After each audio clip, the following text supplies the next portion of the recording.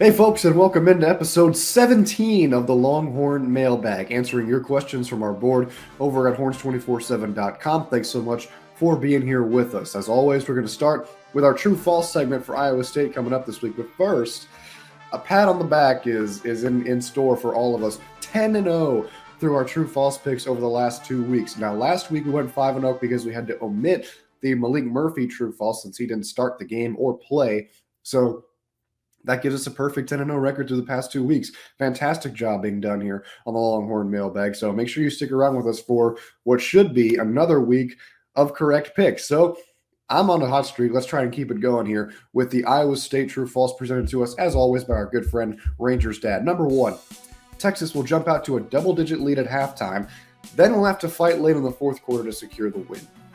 I'm going false here, and I think it's false because this is going to be a close slugfest game from start to finish in my eyes. I don't think this is a game where either team really jumps out to a sizable lead and holds on to it for very long just because both defenses are so good. The number one and number two defenses in the Big 12 Conference facing off in Ames on Saturday. Texas offensively has struggled a lot when they play this Iowa State team. Matt Campbell runs that defense extremely well, and the Cyclones have got it down to a T. So unless Steve Sarkisian has all of a sudden found the solution to the Cyclone defense, I think this is close throughout. I don't think Iowa State's offense is all that great, but I think they're good enough to be able to get the job done and get some sort of points on the board. And you can say the same thing about Texas. Obviously, there's a sizable gap between the Texas offense and the Iowa State offense, but they have playmakers. They have guys like Jalen Noel.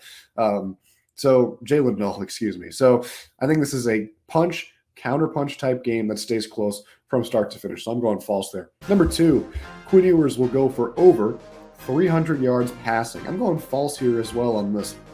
I think we get a good amount of passing from Ewers, but I think it's in those like short yardage, little chunk kind of plays, not necessarily big chunks, more medium-sized chunks. I don't think we see as many deep shots with the safety look that Iowa State trots out onto the field defensively. So this is going to be a game where Texas is probably going to try to run the ball a ton, even though they don't have Jonathan Brooks, especially with three down linemen up front for Iowa State. This is going to be a game where you have to lean on the offensive line to make some room for Cedric Baxter and Jaden Blue to get through a hole and try to give you some good yardage. So you look at last year, this was a 28 carry game for Bijan Robinson. Now, obviously, Bijan Robinson and Cedric Baxter are at completely different points in their careers, but nonetheless, I think we see something similar with Baxter here and even Jaden Blue when he gets into the mix. I think we see a heavy dosage of those two on the ground. So I think Quinn Ewers still moves it around fairly well through the air, but lean on the Texas run game in this one. Number three, the defense will force 5 3-and-outs. I'm going false here. I think simply that's just a lot of 3-and-outs in my mind. Iowa State's offense, like I mentioned, it isn't great, and the Texas defense is just playing extremely well. But that number is a bit too lofty for me. I think maybe if this was more like 2+ 3-and-outs, I would say true. But this is a game where last year it was a slugfest. It's been a slugfest a lot in years past. Iowa State only went 3-and-out twice a season ago, and that was at home in Austin. I think they've got their home turf as an advantage on Saturday, so I'm going false here. Number four, the Texas defense will force 2 turnovers. I'm going false here as well. That's not a knock on the Texas defense, but Iowa State has only turned the ball over 8 times this year. They're number 10 in the country in turnover margin. This is a team that gets turnovers. They don't necessarily give them up very often. I think they're going to play their best at home under the lights, like I just mentioned. They do have a redshirt freshman at quarterback, Rocco Becht, and the Longhorns have been able to force those inexperienced quarterbacks into some poor decisions this year, but I still think we need to see improvement from this secondary. They've dropped a lot of balls. They've been bad in coverage at times, so I'm going false here on this one. And last but not least, number 5, Cedric Baxter goes for over 100 yards on the ground. I say true here. I think he hits this mark because he's going to get a massive uptick in carries, and because I think Iowa State's defensive alignment and formation plays to his advantage a little bit, and you have to rely on this Texas offensive line to get him some push in this ball game.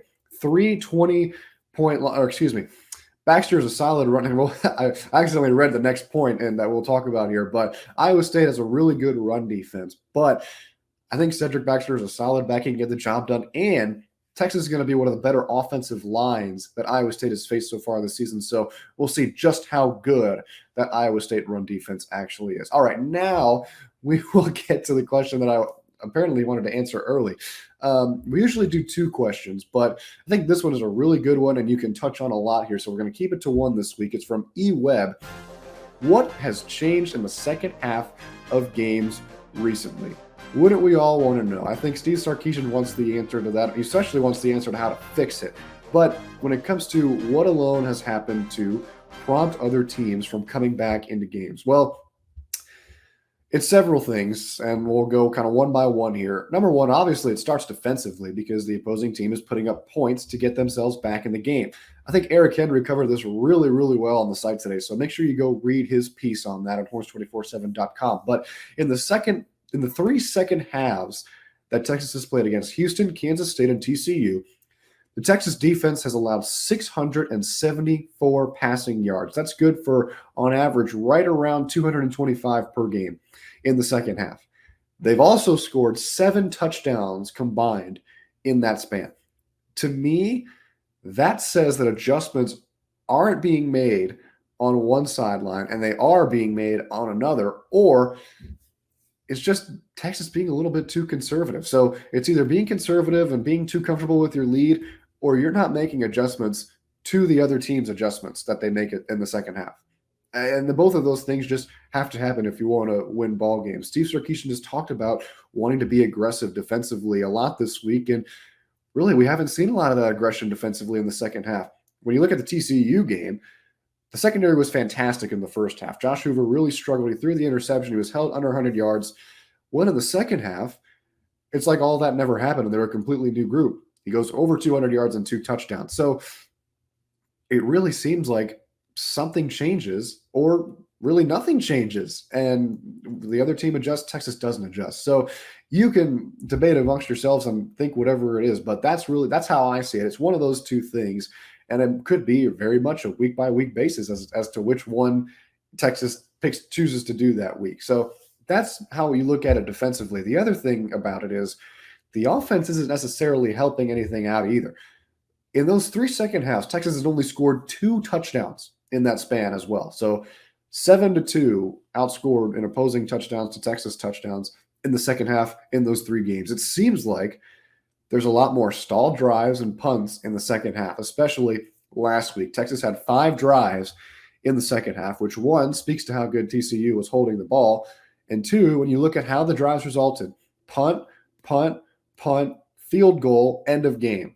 And that end of game could have very well been a punt had A.D. Mitchell not made one of the better catches of the season, falling to the ground on 3rd and 12. So these games are coming dangerously close to flipping in another team's favor. If A.D. Mitchell drops that pass, TCU's got all the momentum in the world. They can score a touchdown. I would not have been shocked if they went down the field and scored a touchdown to walk Texas off. That's just how the Texas defense was playing. But the offense has to set the defense up and get them in better position. They can't keep going 3 and out. They can't keep giving TCU or any other opposing teams the ball back after maybe one first down or 2 first downs, and you get good field position. So the Longhorns just really need to find a way to be better offensively as well in the last 30 minutes and set their defense up for success and not necessarily make it harder for them, giving them short breaks, not allowing them time to breathe, things like that. Another thing that Steve Sarkisian has harped on a lot, and it's a big issue, is tackling. It was especially ugly last week. TCU wide receivers breaking tackles left and right. They're racking up yards after the catch. That just can't happen. Texas is way too talented in the secondary to be missing tackles like that left and right. Granted, there was some injuries going through the team on Saturday, but nonetheless, there's plenty of talent out on the field, and that needs to be used. That people just need to be brought down, simply put. It needs to be rallied to the ball. There needs to be ball carriers being brought to the ground and not allowing those big yards after catch and big plays down the field. All in all, Texas needs to find that killer instinct that Steve Sarkisian keeps talking about. If they can do that and put together a complete 4 quarters, I really think they can't compete with any team in the country. I think it's not unusual to say that. You look at how they did it against Alabama. I wouldn't say they played a complete 4 quarters of football. I think maybe the last 3 were really good. But if they put together 4 clean quarters of football and strong football, this is one of the better teams in the country. And they're lucky enough to be where they're at right now because they find a way to win. And you have to tip your cap that they find a way to win, but it is getting dangerously close.